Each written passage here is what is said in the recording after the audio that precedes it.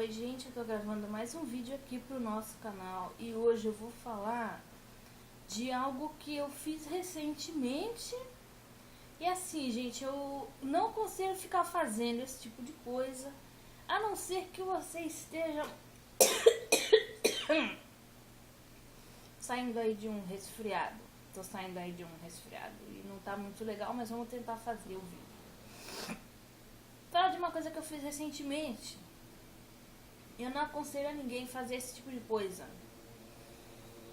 desde que você esteja muito frio já, muito racional e queira obter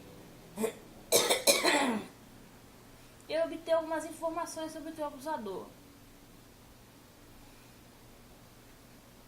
Informações, eu digo assim, psíquicas, né?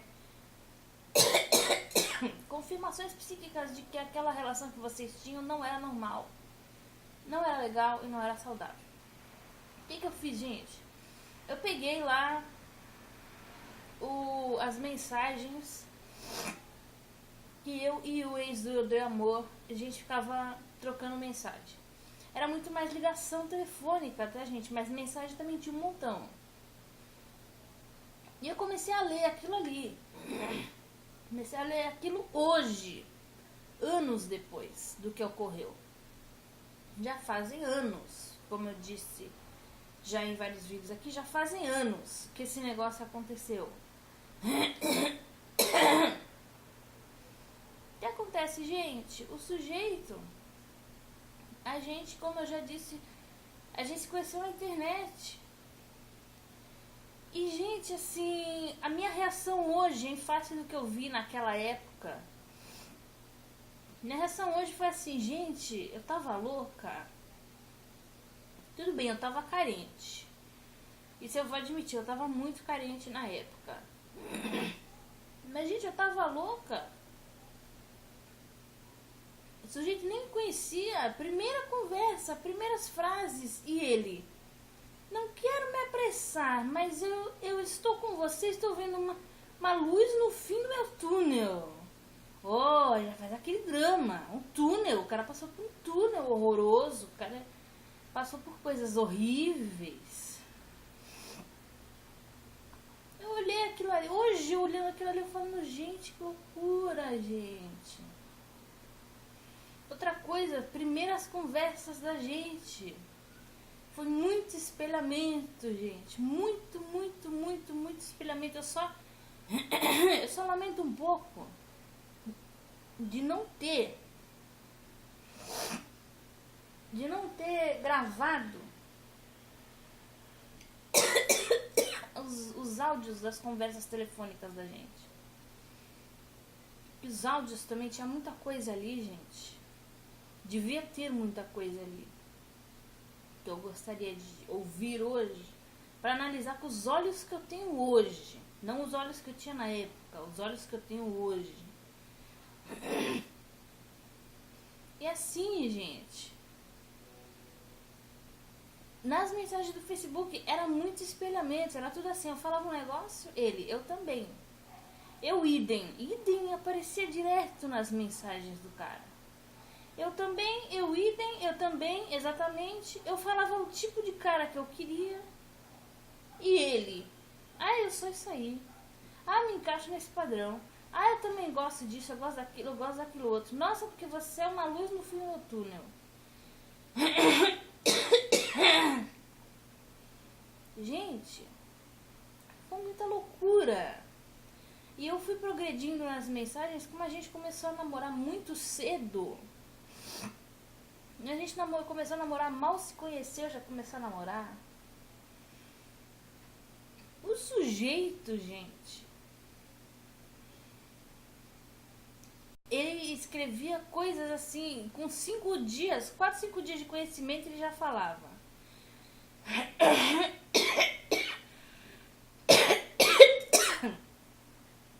Até 5 dias de conhecimento ele já falava assim: nossa, eu já imagino a gente casado.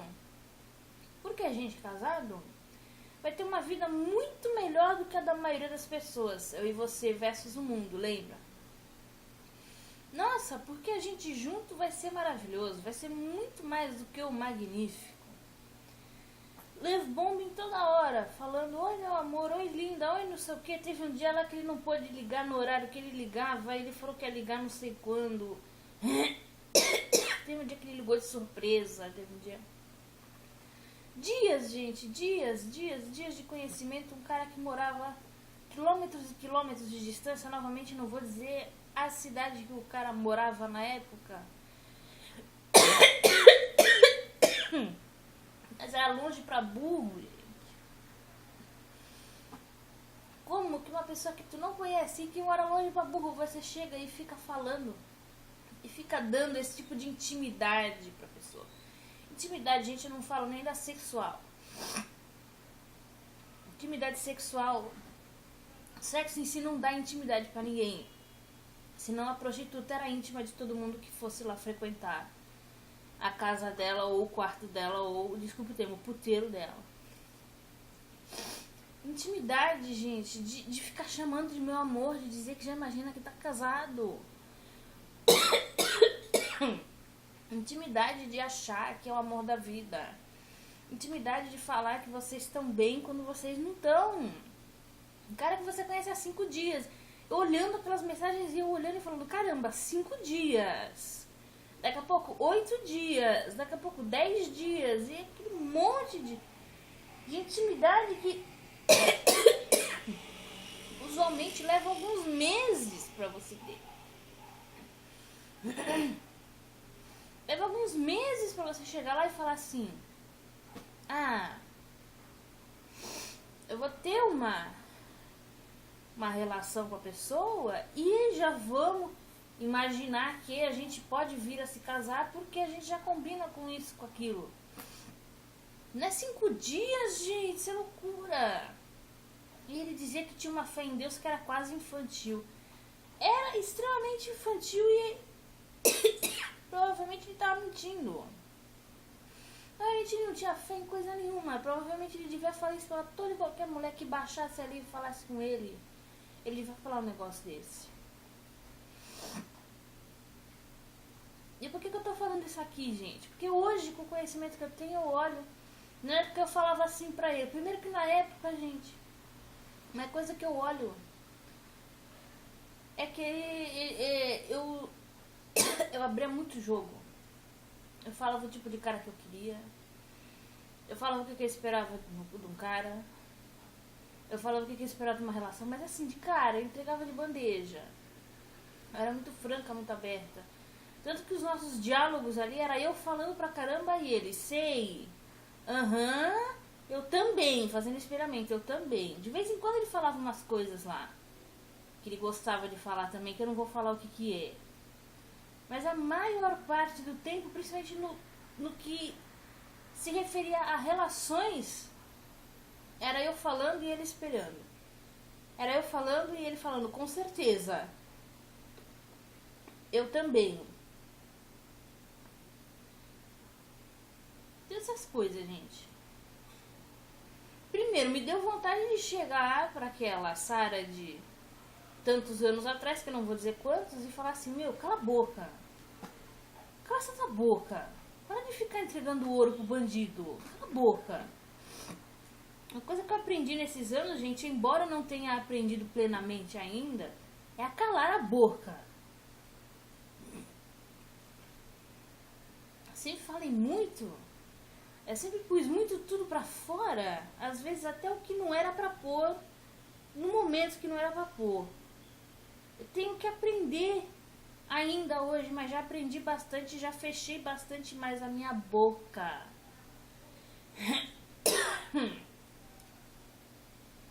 Que eu tinha que fechar minha boca e não falar mais. Não falar. Se o cara perguntar alguma coisa, dependendo do que perguntar, chegar e falar, por que você está me perguntando isso? Aí você falar, é curiosidade, é não sei o quê. Mas peraí, isso aqui eu não tô afim de falar. Por quê? Porque não é legal. Do tipo, o outro carinha lá que ficava, com quantos você já fez isso e aquilo? Quantos você já beijou? Quantos você já namorou? Pra que ele quer saber isso? Pra jogar na minha cara depois? Pra ficar colocando na caixinha da vagabunda, ou na caixinha da otária que foi enganada pelo ex, ou na caixinha da irresponsável que não soube escolher namorado direito?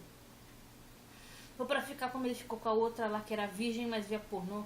Essa menina é uma safada porque ela é virgem de corpo, mas de mente ela já não é mais. Tem que ficar julgando. Fica dando ouro pra bandido, gente. Não faz isso, gente. É um desconhecido. É um desconhecido, ponto. Entende, gente? É um desconhecido. Aí tinha também outras mensagens ali onde eu deixava muito claro o que eu queria pro cara.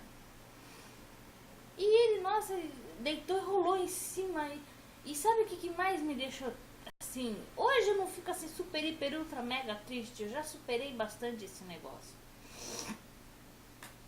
Mas o que me deixa intrigada é que o cara tava ali falando, ligando, mandando mensagem, fazendo todo aquele carnaval, falando que quando a gente casasse ia ser maravilhoso, que quando a gente casasse ia ser melhor que o cotidiano da maioria das pessoas, e blá blá blá, e blá blá blá, e falando, e eu só ali pensando, gente, hoje, né, eu olhando e pensando, gente, dá-lhe um tempo, menos de um ano depois, porque a nossa relação não durou muito e ele logo descambou pro outro extremo também da loucura.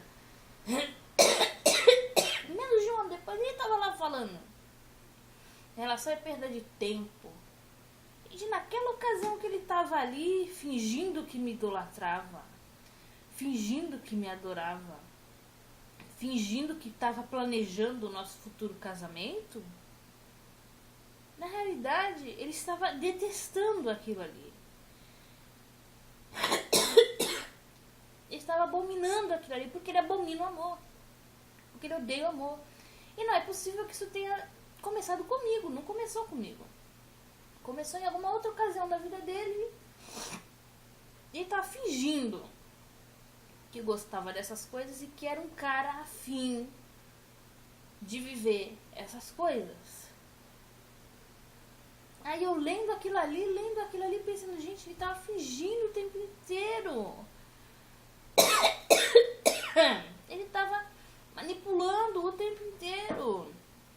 Ele tava mentindo o tempo inteiro. E era fácil, porque por texto você não exprime voz, você não exprime semblante, você não exprime nada.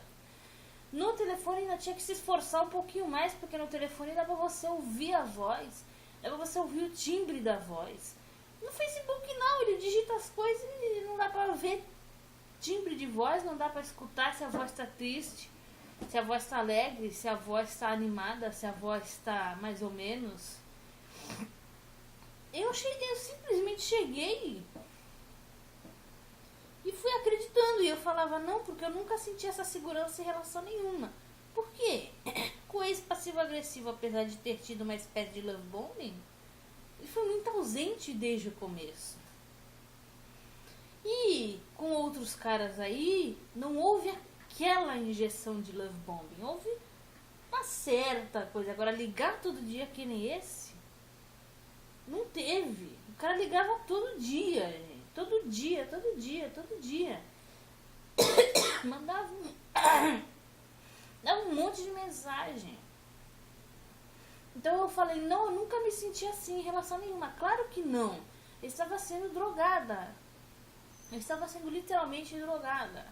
Não com substâncias, porém as substâncias já estavam dentro de mim. Ele as estava estimulando para que eu ficasse viciada naquela relação, enquanto fosse conveniente para ele. O que mais me surpreendeu foi o tamanho da mentira do cara, gente. Então naquele momento ele já estava achando que era uma merda. Naquele momento ele já achava a relação uma merda. Naquele momento ele já achava a relação uma perda de tempo. Porque, como eu disse antes, não é de uma hora para outra que esse tipo de sentimento e ódio se instala dentro de alguém.